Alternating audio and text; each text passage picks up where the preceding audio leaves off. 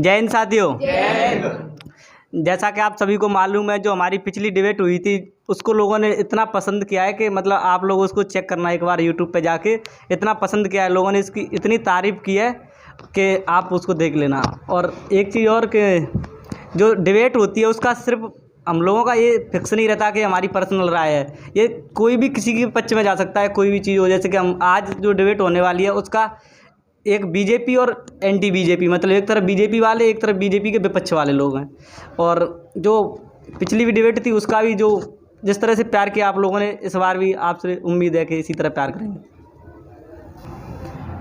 साथियों एक चीज़ और है, जो मतलब जो डिबेट हुई थी पिछली बार और उसमें जो आज जो डिबेट होने वाली है, इसके बीच में जो गैप हुआ था उसकी एक बहुत महत्वपूर्ण वजह थी। सर का एक्सीडेंट हो गया था जिस दिन डिबेट होने वाली थी उसी दिन, और सर ने मतलब उसको इतनी जल्दी मतलब रिकवर किया है कि आज देख लो आप, मतलब इस स्थिति में सर शायद और कोई, मतलब मैंने तो आज तक किसी को नहीं देखा है कि इस स्थिति में आके आप लोगों के बीच में खड़े हैं सर, हम लोगों के बीच में।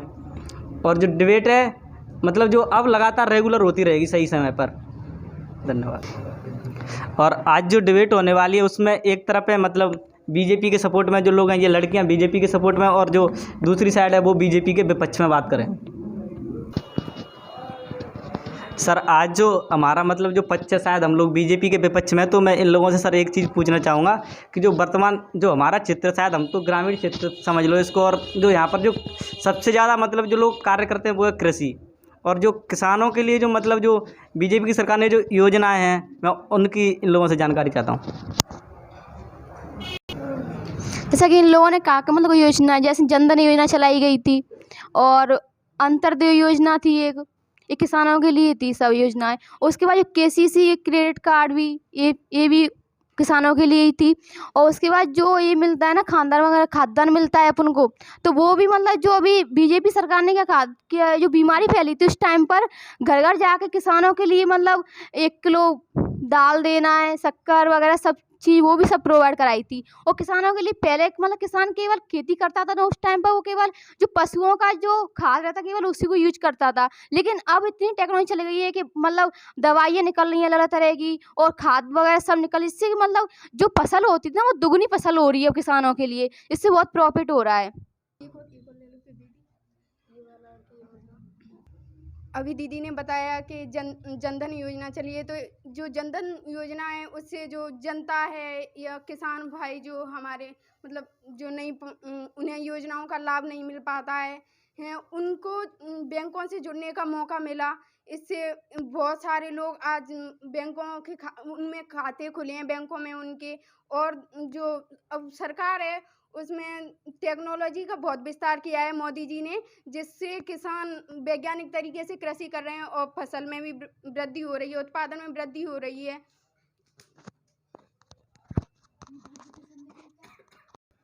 मतलब सर जैसा कि इन्होंने बताया कि मतलब जो वैज्ञानिक तरीके से किसान कृषि कर रहे हैं सर, जो किसान है, जो ज़्यादातर किसान है सर, उनके पास मतलब इतनी वैज्ञानिक तरीके, उनके पास ज़मीन 1-1, 2-2 बीघा, मतलब ये समझ लो 5 या 7 बीघा से ज़्यादा, मतलब ज़्यादातर जो किसान है उनके पास ज़मीन नहीं है।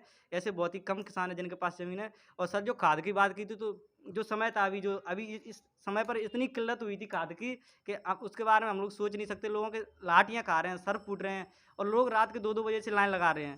इसमें जो सरकार का योगदान था, मतलब सर इसमें कितना योगदान हो सकता है आप सब लोग देख सकते हैं। और सर जो एक और चीज़ सर मैं अब जो इन लोगों से पूछना चाहूँगा वो, जैसा कि अभी इन्होंने योजनाओं का नाम बताया, वैसे भी जो वीडियो देखेंगे उनको भी शायद पहली बार योजनाओं का नाम सुनाई दे रहा है, जहाँ तक कि किसानों को तो पता ही नहीं होगा इन योजनाओं के बारे में। और लागू नियम तो सब बना लेते हैं, लेकिन लागू तो अच्छी तरह से करना चाहिए ना। जो किसानों के खाद की दिक्कत हो रही है, भारत भले ही वैश्विक स्तर पर अच्छी छवि बना रहा है, लेकिन जब अंदर से ही कुछ नहीं है, बाहर से सख्त हो लेकिन अंदर से खोखला, उससे अच्छी बात थोड़ी ना होती है। अंदर से तो भारत एकदम खराब होता जा रहा है, किसानों की स्थिति बहुत बेकार होती जा रही है, अमीर अमीर बनता जा रहा है, गरीब गरीब होता जा रहा है। इस पर क्या कहना है? ये लोग बता रहे थे कि मतलब खाद वगैरह की बात कर रहे थे, तो मैं आपसे ये पूछना चाहूँ कि मतलब जब से बीजेपी सरकार आई है 2014 से, तो पहले घोटालों की लाइन लगी रहती थी 2014 से पहले, लेकिन जब से मोदी सरकार आई है जब से घोटालों की बिल्कुल लाइन नहीं लगी रहती है। चाहे वो वस्त्र उद्योग में हो, चाहे वो किसी भी उद्योग में हो, जब घोटालों की लाइन लगी रही थी, लेकिन 2014 के बाद ऐसा कुछ भी नहीं है कि घोटालों की लाइन लगी रहनी चाहिए।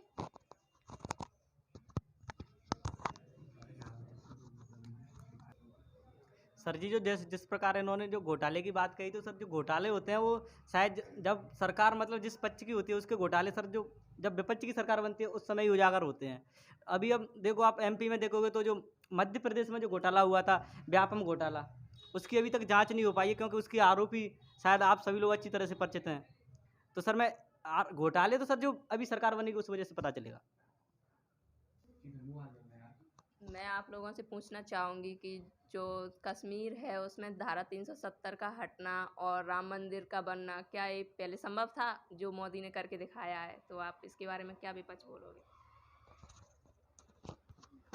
सर जो जिस प्रकार से उन्होंने 370 की बात की हटाने की, तो सर मैं एक चीज़ और इसके साथ जोड़ना चाहूँगा कि जो ये बहुत अच्छा कदम था जो मतलब सरकार ने उठाया महिलाओं के लिए, मतलब इसकी बहुत ज़्यादा ज़रूरत भी थी देश को। लेकिन सर अभी अभी जो रिसेंटली अभी एक और मुद्दा हुआ था हिजाब का, इस पर सरकार को जो मतलब जिस तरह का फैसला लेना चाहिए था महिलाओं के लिए, बच्चों के लिए, शायद उस तरह के फैसले पर इनकी क्या राय है। और एक चीज़ और सर, जो राम मंदिर पर इन्होंने बोली कि जो राम मंदिर बनाया, सर मैं एक चीज़ पूछना चाहता हूँ, क्या राम मंदिर हमें रोटी देगा?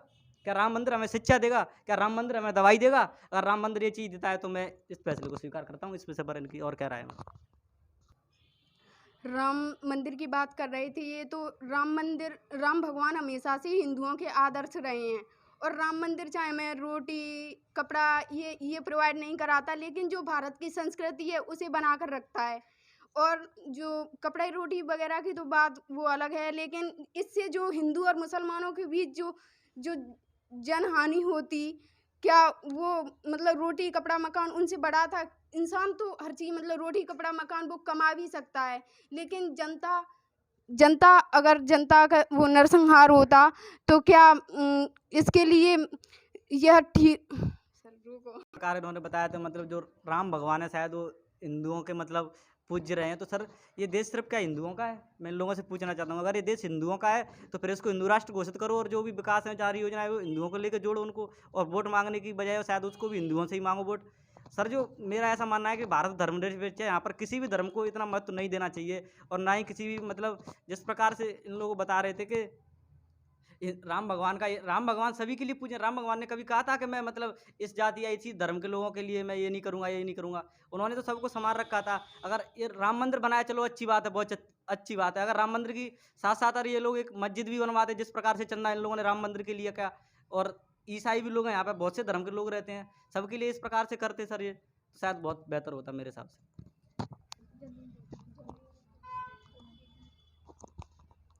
ये लोगों ने बताया कि जैसा कि मतलब मस्जिद भी बना सकते थे राम मंदिर की जगह, तो सरकार ने उनके लिए मस्जिद के लिए जगह भी दी है। ऐसा नहीं है कि मतलब जगह नहीं दी हो।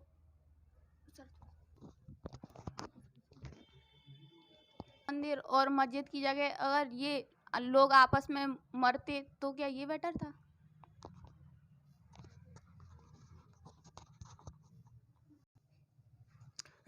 जैसा कि उन्होंने अभी बताया कि राम मंदिर मस्जिद के बारे में बताया कि राम मंदिर और का मामला जो है चंदा लेकर जो लोगों से बना हुआ है, लेकिन जो पोस्टर्स हैं उन पर मोदी जी का फोटो क्यों लगाया जा रहा है? जो आम जनता का जो पैसा है, जनता ने अपनी भक्ति भाव में मंदिर के बनाने के लिए दी, लेकिन इस पर पोस्टर में नरेंद्र मोदी जी का फोटो, योगी आदित्यनाथ जी का फोटो क्यों लगाया जा रहा है? इससे क्या है? इससे क्या सिद्ध करना चाहती है कि ये सरकार ने बनाया है? ये ऐसा थोड़ी ना है, ये जनता का पैसा है, जनता ने बनाया, जनता ही श्रद्धा है इसमें, और जनता शुरू से ही चाहती थी, लेकिन सरकार ने तो केवल जनता की एक धार्मिक भावना जो होती है उसका फ़ायदा उठाकर अपनी राजनीति में इसका योगदान चाहा है। जैसा कि उत्तर प्रदेश में ये चल रहा है, ये 70-80 वैसे 80-20 90-10 चल रहा है। उत्तर भारत दक्षिण भारत दोनों एक दूसरे अलग होते जा रहे हैं। दक्षिण भारत का अलग बिल्कुल, उत्तर भारत की राजनीति से कोई लगाव रहा ही नहीं है। दक्षिण भारत अपने आप को अलग मानता जा रहा है। और ऐसे अगर नरेंद्र मोदी सरकार अगर शुरू से होती ना, तो सरदार वल्लभ भाई पटेल ने सारी रियासतों को जोड़ा था, लेकिन अगर ये सरकार पहले होती ना तो बहुत ज़्यादा टुकड़े हो जाते मेरे हिसाब से। तो इसके साथ क्या कहना है आपको? सर मैं एक मोदी जी के बहुत अच्छे काम प्राइवेटाइजेशन के बारे में बताना चाहूँगा कि उन्होंने देश में प्राइवेटाइजेशन किया, लेकिन जो नीचे वर्ग के लोग हैं, किसान लोग हैं, उनकी तरफ बिल्कुल भी ध्यान नहीं दे रहे हैं। जैसे हमारे एमपी में भी देखें तो हमारा जो KLRS का शक्कर मिल है वो बेच दिया गया। अगर ये चालू होता तो हमारे तरफ के किसानों को कितना फ़ायदा होता, और जो बेरोजगारी रोज़गार मिलता है यहाँ पे लोगों को, इसके बारे में क्या कहना है? सर जो मतलब महंगाई है इस समय पे, महंगाई ने जो देश की दशा की है, मतलब इससे जो मजदूर वर्ग है, किसान वर्ग है, इससे इतना प्रभावित हो रहा है कि आप देखिए जो डीजल पेट्रोल हर चीज़ देखिए, हर क्षेत्र में महंगाई मतलब एक अलग लेवल पे पहुँच चुकी है। और जो अभी सिलेंडर की कीमत देखिए सर, हर चीज़ की कीमत देखिए किस तरह से मतलब उछाल पा रही है। हर क्षेत्र में सर समस्या आ रही है। मतलब बीजेपी ने, मेरे को तो नहीं लगता कि कुछ भी अच्छा काम किया है। और सर एक चीज़ और, जो मतलब जो कोरोना का समय था, इस समय मतलब जो देश में मतलब एकदम महामारी से जूझ रहा था, उस समय पे मतलब जो बीजेपी की योजनाएँ थी, उनका जो मतलब सही मायनों में जो लाभ था वो कहाँ तक पहुँचा है। ग्राउंड लेवल पे देखिए लोग कहाँ से कहाँ तक पैदल आए हैं, 100-100 किलोमीटर तक पैदल चले हैं लोग। और उस समय पे उन्होंने डंडे खाए हैं, लाठियाँ झेली हैं। क्या सरकार का यही दायित्व है कि मतलब जो उन लोगों को लाठी दे? क्या लाठी की जगह अगर देनी चाहिए थी तो सरकार उनके लिए दवाएँ दे सकती थी, पानी दे सकती थी, खाना दे सकती थी। सर मैं इन लोगों के से जवाब चाहूँगा इन चीज़ों का। अभी इन्होंने एक मुद्दा उठाया था महंगाई वाला, तो मैं बताना चाहूँगी कि किसी भी देश के लिए महंगाई का होना ज़रूरी है। इससे जो आर्थिक संतुलन है वो बना रहता है, लेकिन इस समय पे महंगाई चरम स्थिति पर है। मैं भी इस बात को मानती हूँ, लेकिन महंगाई हमारे जो 2 चीज़ों पर निर्भर करती है, एक डिमांड, एक सप्लाई। अभी आपने देखा कोरोना वायरस है, तो इससे केवल ये तो है नहीं कि भारत ही प्रभावित हुआ होगा। इससे पूरा मतलब जो वैश्विक लेवल पे है वो प्रभावित हुआ है, सब महंगाई चल रही है। तो अब हम दूसरी चीज़ें जो भारत में उत्पादित नहीं होती हैं, उन्हें दूसरे देशों से खरीदते हैं, तो वो मतलब अधिक मूल्य पर हमें देते हैं। तो अब वो अधिक मूल्य बढ़ा रहे हैं, तो सरकार को भी तो मूल्य बढ़ाने पड़ेंगे। इसमें सरकार क्या कर सकती है? अगर मतलब कर सकती है, लेकिन इतना भी नहीं कर सकती कि महंगाई है वो तो सर रेडी है? इस प्रकार से सर जिन्होंने मतलब जो बताया सरकार का जो दायित्व था, सर के महंगाई डिमांड सप्लाई पे होती है। सर देखिए जो कोरोना की शुरुआत हुई थी, वो जो देश इससे सबसे ज़्यादा प्रभावित हुए हैं, उनकी जीडीपी ग्रोथ हुई है। और जो इंडिया की जीडीपी ग्रोथ है, इसका कहीं ना कहीं कारण है कि सरकार ने कहीं ना कहीं कोई तो कमी छोड़ी है। सरकार की कोई ना कोई तो असफलता है, जो मतलब लोगों को इतना मतलब इस तरह से इस हालत में छोड़ दिया गया कि मर रहे हैं। गंगा में देखिए आप लाशें तैर रही हैं, उनका कोई वारिस ही नहीं है। ना ही तो सरकार इसकी जिम्मेदारी ले रही है, ना ही कोई ले रहा है। तो क्या सरकार का यही काम था? मैं इन लोगों से जानना चाहूँ।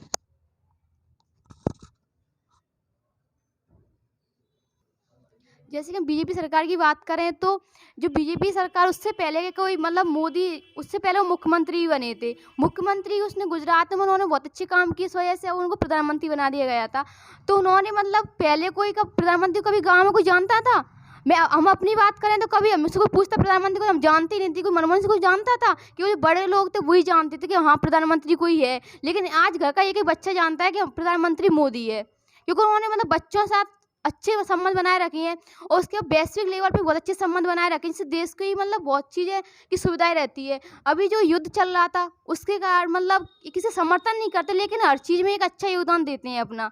और उसके बाद जो हमारे जो एमपी के जो मुख्यमंत्री हैं शिवराज सिंह चौहान, वो बीजेपी से बिलोंग करते हैं। उन्होंने भी बहुत अच्छे किसानों के लिए बहुत अच्छे काम किए, बच्चों के लिए बहुत अच्छे काम किए हैं। जैसे कि बात करें, उन्होंने बच्चों के लिए सबसे अच्छे काम किए पढ़ाई में। उन्होंने बोला कि हम स्कूटी देंगे। इससे कि ये होता है कि जो बच्चे मतलब पढ़ते नहीं, सोचते हैं कि परसेंटेज से क्या होगा, कुछ नहीं होगा।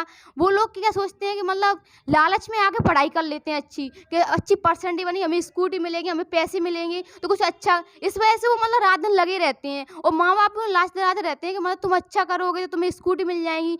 तो इससे भी केवल सरकार ने एक चीज़ सोची कि इससे बच्चे अच्छी पढ़ाई कर सकें। और मतलब जो बीमारी फैली उस टाइम पर भी ऑनलाइन क्लासेज चालू की थी।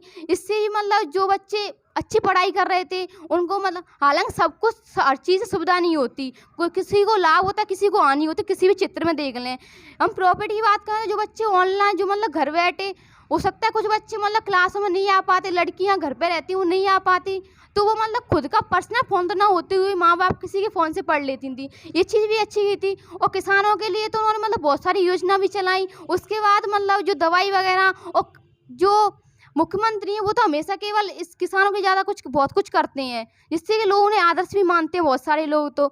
और मोदी की बात करें तो अब बीजेपी पहले कोई मतलब कांग्रेस सरकार में क्या बहुत कुछ उन्होंने अच्छा भी किया होगा। महंगाई की बात करें तो महंगाई केवल ये कि सरकार के ऊपर डिपेंड नहीं रहती, ये वैश्विक लेवल के ऊपर ही रहती है कि जो मतलब अपना जो तेल वगैरह ये बाहर से आता है, पेट्रोल डीजल बाहर से भी तो अपन लेते हैं ना।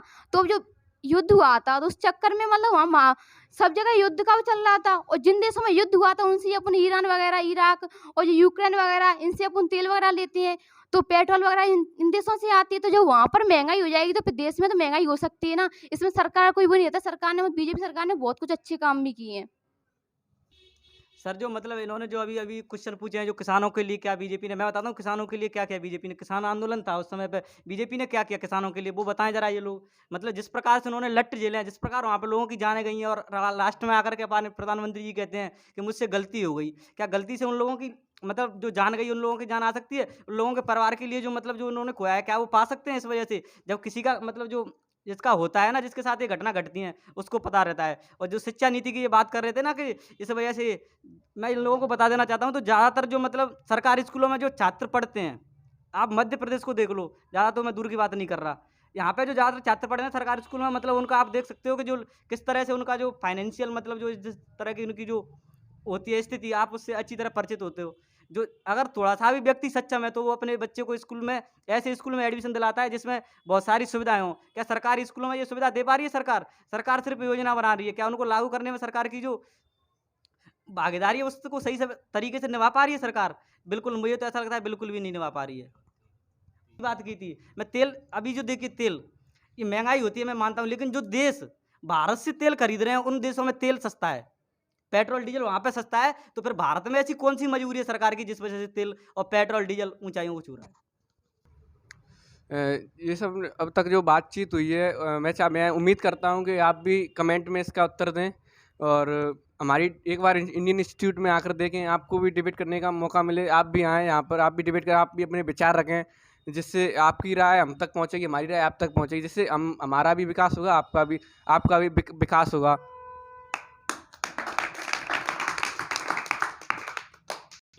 हम तो स्टूडेंट हैं, हम किसी पॉलिटिकल पार्टी को सपोर्ट तो नहीं करते, लेकिन ये हमारा जो सब्जेक्ट है डिबेट का, इसलिए हम इस डिबेट को आगे बढ़ाने के लिए अपने अपने सब्जेक्ट चूज़ करके उस पर डिबेट करते हैं। इसका मतलब ये नहीं है कि हम उस पार्टी के समर्थक हैं या उस विचारधारा से प्रेरित हैं, ऐसा आप बिल्कुल ना समझें।